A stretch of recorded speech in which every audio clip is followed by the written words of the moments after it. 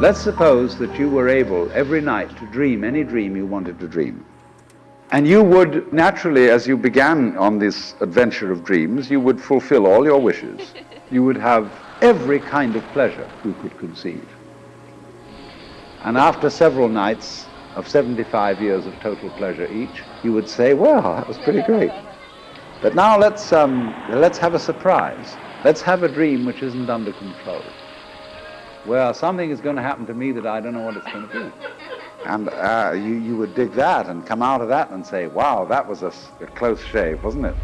Then you would get more and more adventurous, and you would make further and further out gambles as to what you would dream. And finally, you would dream